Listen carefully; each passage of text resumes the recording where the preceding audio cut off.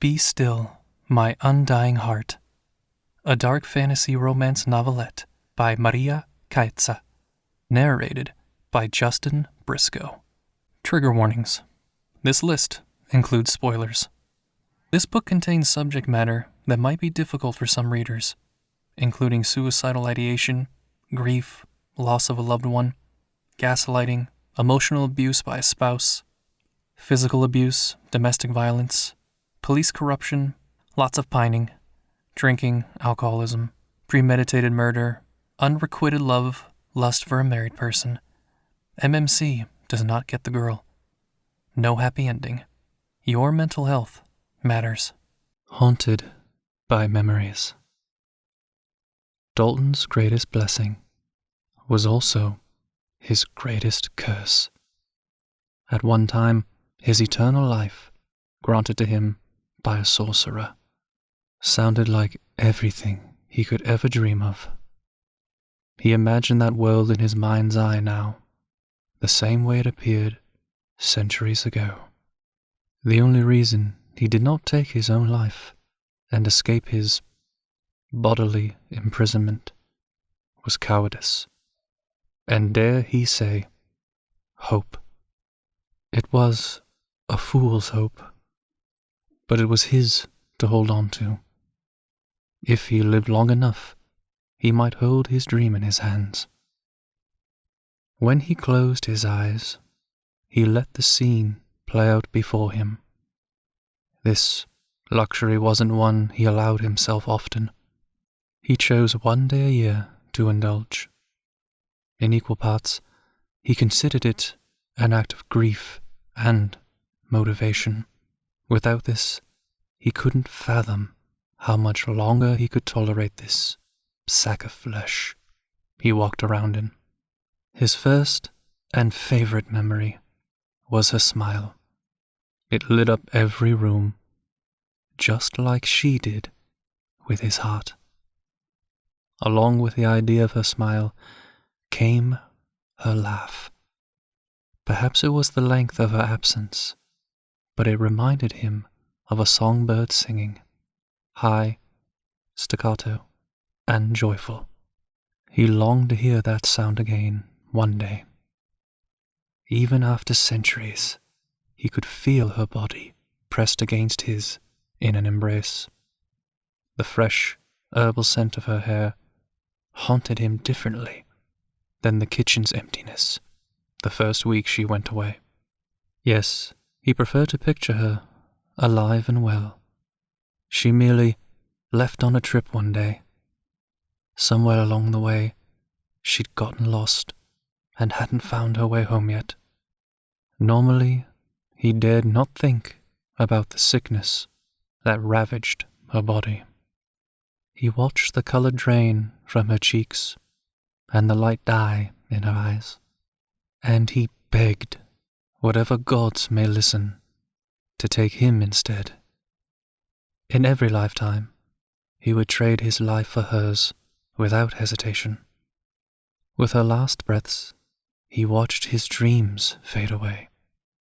He held on to her as he grieved what was and what could have been. The tombstone he erected still stood, but he seldom visited. To visit her resting place rooted him to the past, while he tried desperately to latch on to thoughts of his future. No, their future. On a long enough timeline, he knew she would return to him.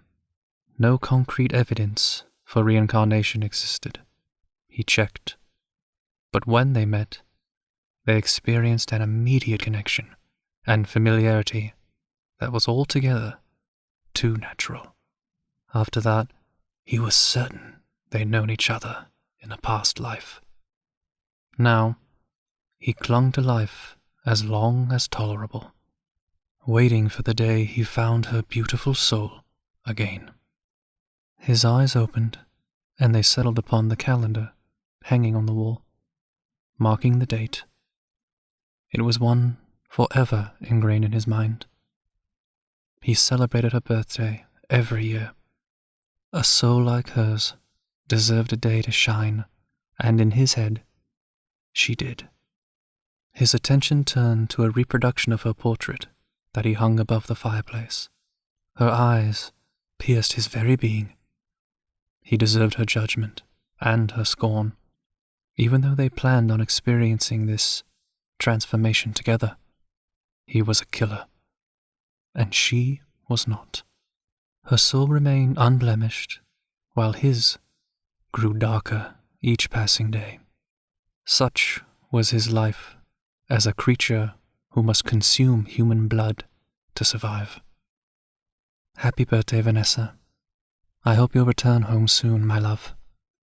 This vacation of yours has become dreadfully long, and this old fool misses you. Phantom of Hope. Days blurred together, as they do with age. Ever since his transformation in the 18th century, Dalton took to moving every decade. Otherwise, people grew suspicious when they noticed his agelessness. On a dreary, overcast day, with on and off rain, he chanced to walk down the historic downtown area of his latest home. It was a lovely little place, with brick buildings broken up by ones with colorful siding and inviting windows, full of interesting wares. There were a few run-down buildings, but overall, the town obviously made painstaking efforts to revitalize the area, keeping the town full of charm. He stumbled as he passed an empty storefront with a black and white printed sign taped to the glass door. But he did not trip up because of something wrong with his gait or a flaw in the sidewalk. No, this was much different. His hand moved up to touch the center of his chest, where his heart stood still, waiting. Logically, he knew he stood waiting for something that would never come. Didn't he feel it just now? A heartbeat. He knew it was real. "Sir, are you okay?" A young man in, perhaps, his early 30s, asked from beside him. Dalton's attention shifted, and he looked up at the other man in surprise.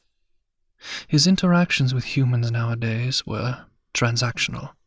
He accepted a delivery from a driver or spoke with a cashier, but he could not remember the last time he conversed with anybody outside of the scope of their job duties. He lived a solitary existence. Most of the time, he spoke to himself out of sheer boredom. He started. "Yes, I think so. My heartbeat." He couldn't tell the man his heartbeat for the first time in 300 years. Otherwise, he may end up in the emergency room or a psychiatric ward. "Strangely," he finished, It's gone now, whatever it was." The man's grim expression transformed into an inviting grin. He clapped Dalton on the shoulder. "Good to hear. Glad you're okay, man." "Ah, yes, thank you," he said, still jarred by the interaction. Before he escaped, the other man asked, "Say, this is a pretty small town, and I don't remember seeing you around here before. Are you here visiting?" Dalton raised a hand in a gentle stopping motion. "No, I've moved here recently, so I thought I'd wander around to get a lay of the land." Of all things the young man could do, the vampire couldn't believe he took his hand into a firm shake. This whole interaction astounded him. "Well, it's good to have you. Welcome," the young man said. "I'm Cody. My wife and I just leased this place." He followed the gesture Cody made with his thumb towards the empty shop. For the first time, he noticed the lights on inside the establishment. A counter stood on the left side of the shop, inviting customers toward it with a window panel to view edible wares and an espresso maker behind it. But no tables or chairs filled the otherwise empty dining area. His eyes gravitated to the simple sign taped on the door. "Coming soon. Bakery." "I hope you'll stop by for the grand opening," She's worked hard to make it a success, and she's nervous nobody will show, even though the mayor promised to stop by." "The mayor?" Dalton asked. "This town is smaller than I thought."